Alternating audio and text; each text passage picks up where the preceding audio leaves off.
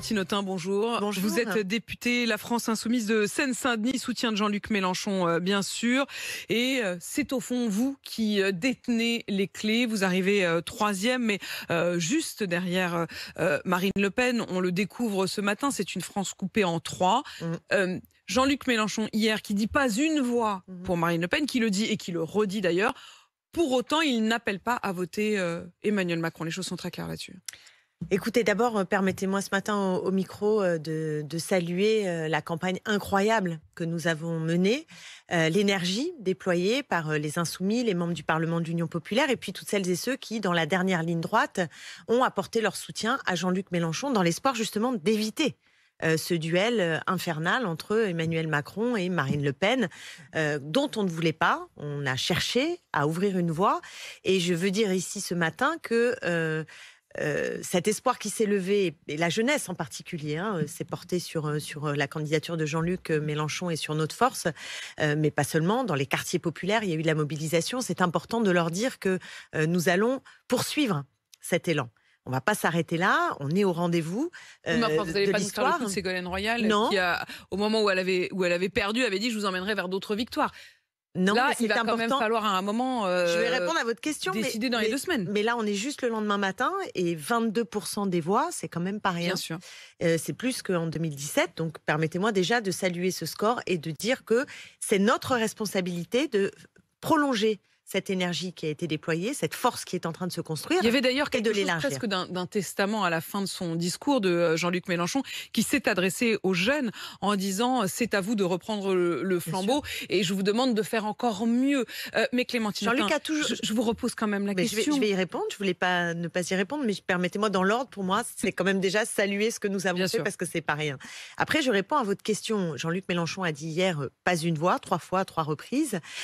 C'est le signe que, évidemment, nous ne mettons pas sur dans un même bloc Marine Le Pen et Emmanuel Macron. Ça, c'est absolument clair.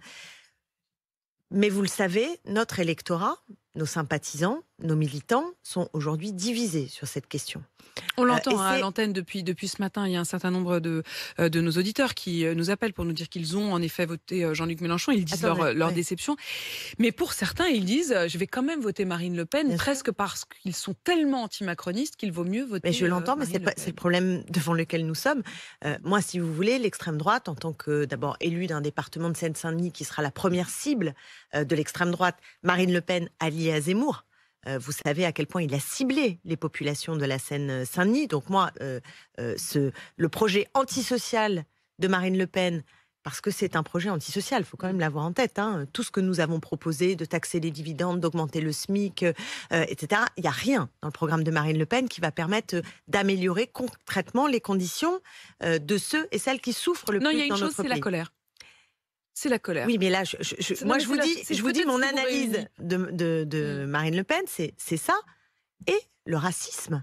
Le racisme comme boussole, et comme boussole concrète dans les mesures qui vont être prises. Jusqu'à dire, on va interdire le voile. Interdire le voile, ça veut dire la guerre civile demain matin. C'est pas possible. C'est pas possible.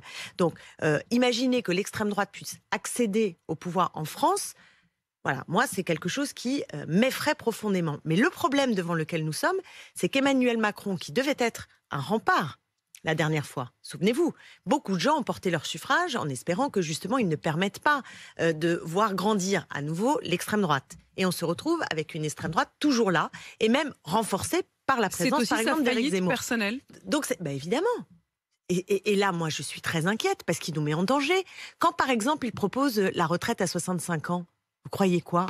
Quel effet ça va avoir? Il ne protège pas la France de la mainmise potentielle de l'extrême droite sur l'État français. Et ça, c'est extrêmement inquiétant. En plus, la colère, le mépris, l'arrogance d'Emmanuel Macron. Est-ce que ça veut dire que si les partisans d'Emmanuel Macron commencent à dire dès aujourd'hui, au fond, oui, peut-être qu'on va revenir sur cette retraite à 65 ans, peut-être baisser cet âge-là à, je sais pas, 62, 63 ans. Est-ce que là, vous vous diriez, bon, il est prêt à faire des concessions, on y va? En fait, si vous voulez, c'est pas le problème, c'est pas moi, c'est pas mon vote, c'est pas moi qu'il faut convaincre. Le problème, c'est les électeurs et les électrices. Donc quand vous disiez on est les arbitres, pas vraiment.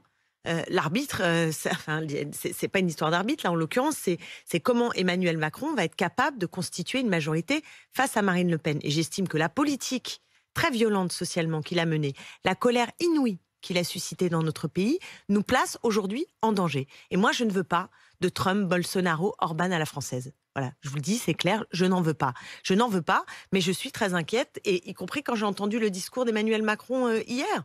On a le sentiment qu'il n'a pas gouverné, qu'il n'a pas suscité de contestation si forte depuis 5 ans. Je poserai la question tout à l'heure à Christophe Castaner, qui répondra à mes questions à 8h40 sur AMC et BFM TV, justement de ce projet d'Emmanuel Macron. Clémentine Autain, c'est Jean-Luc Mélenchon qui a incarné, lors des 3 dernières élections, la France insoumise et une partie du Parti communiste pour les 2 précédentes élections. Qui sera le Jean-Luc Mélenchon de demain ?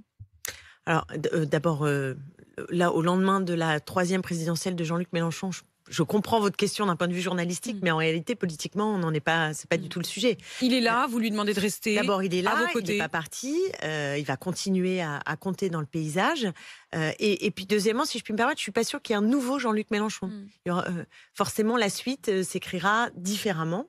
Et là, pour l'instant, l'urgence, c'est que le collectif. Vous êtes maintenant la 3e, le 3e bloc. Ce qui nous donne une immense responsabilité. Ce que je vous disais au début, Apolline de Malherbe, ça nous donne une immense responsabilité de cohésion, de renforcement, d'ancrage et aussi de lucidité. Parce que les 22% que nous avons obtenus, c'est évidemment la base dynamique. C'est notre projet, très clair sur le néolibéralisme, très clair pour la 6e République, la transition écologique, etc. Mais nous savons aussi que ce n'est pas seulement sur notre base que nous avons réussi à vous êtes désormais rassembler 22%. La force de gauche, bien sûr, donc il faut beaucoup plus largement. Voilà, il faut analyser ce qui a fait notre force et notre résultat, et donc être capable de conforter notre collectif et de s'ouvrir, d'élargir, de rassembler plus encore. Ce sera l'enjeu, bien sûr, des prochains jours, des prochaines semaines aussi, que de savoir vers quel combat vous allez désormais vous tourner. Clémentine Autain, merci